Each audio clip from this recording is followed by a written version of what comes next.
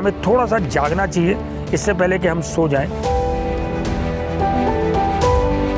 मैंने अपने घरों में बैठ के चिड़िया उड़ गेम खेला था, पर तब नहीं पता था ना कि चिड़िया उड़ जाएगी, वो आएगी कैसे।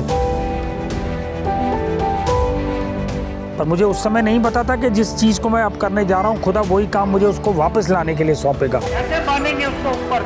1 2 और 3। तुम्हें बहुत बरकत मिलेगी क्योंकि तुम उन लोगों को घर दे रहे हो जिनका घर हमने छीन लिया। देखो फ्राई करके आएगी तो इसको बैठ के फिर अंदर जाएगी। हमारे बुजुर्गों ने हमें बहुत खूबसूरत फॉग दिया था और हमने अपने बच्चों को स्मोक दिया है। अब जो आगे की जनरेशन है वो आके क्या देखेगी ये आपको भी नहीं पता और मुझे भी नहीं।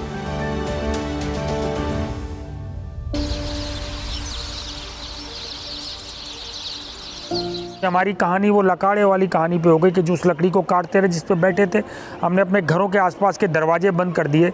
अगर आपने बचपन में देखा हो तो आपके घर में जो पंखे के अंदर कोटर लगी होती थी उसमें सबसे ज़्यादा एक घर बनाती थी, बिजली के स्विच बोर्ड में बनाती थी, मीटर बॉक्स में बनाती थी। हमने सब मॉड्यूलर कर दिया।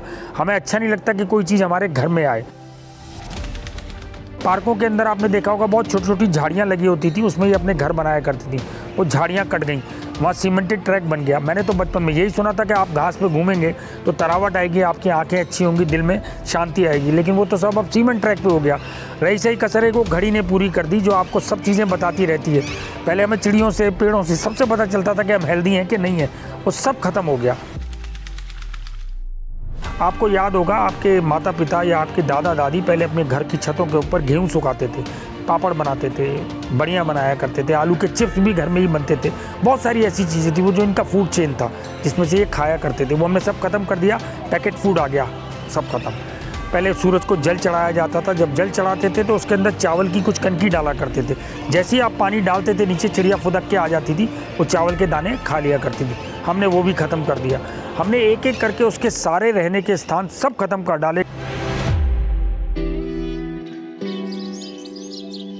Sparrows, that is the state bird of Delhi. We need to conserve it.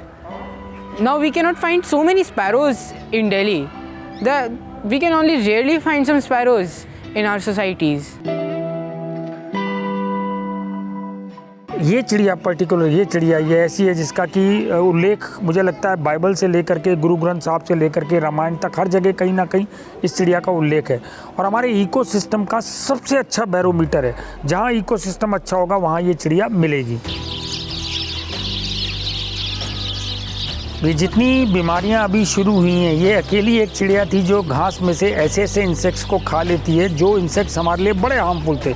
मच्छर खा जाती थी, ग्रासहोपर्स खा जाती थी, और भी कई कीड़े जो होते थे। अच्छा, पक्षी कीड़े जो खाते हैं वो सिर्फ अपने बच्चों को बचाने के लिए खाते हैं। जैसे हमें बचपन में ग्राइप वाटर पिलाया गया, ऐसे ही अपने बच्चों के पैदा होने पे उनको उस तरह के इंसेक्ट्स खिलाते थे जिनसे उनके अंदर इम्यून सिस्टम डेवलप हो जाता था।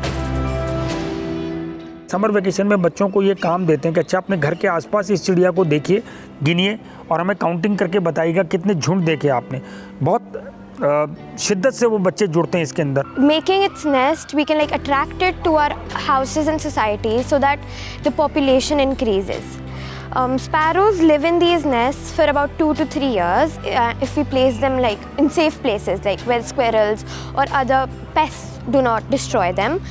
And sparrows enter from these nests, give birth to their babies and then breed here.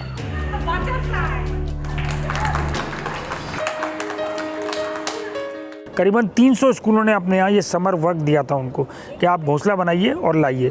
अभी भी ऑनलाइन बहुत सारे स्कूलों के संग जुड़े हुए जहाँ नहीं जा पाते, बेंत की डंडियों से R&D करके एक घोंसले का जो मॉडल बनाया, ये इतना सक्सेस हुआ कि चलता ही चला गया। ये नो नेस्ट बना रहे हैं, इसमें सिर्फ एक लोहे की चूड़ी को छोड़ के कोई भी ऐसी चीज़ नहीं है, लेकिन वो चूड़ी भी कवर होती है तो उससे कोई नुकसान नहीं पहुंचता। सारा सामान इको फ्रेंडली है। अब तक मैं करीबन 1,25,000 के करीब ये घोंसले, ये वाले और टेट्रा पैक के दोनों मिलके बना चुका हूँ। मुझे जो सबसे ज़्यादा शांति मिलती है वो ये मिलती है कि जब मैं बच्चों को नेस्ट बनाना सिखा देता हूँ, उनके माँ बाप उसको लगवा देते हैं और उसमें जब चिड़िया आ जाती है और वो फ़ोटो भेजते हैं या वो हमसे पूछते हैं कि उसमें चिड़िया आ गई, तो मुझे लगता है उससे बड़ी सेटिस्फेक्शन नहीं है। और ये बहुत ब्लेसिंग का काम है कि आप जिसका घर आपने छीना उसको आपने दोबारा घर दे दिया।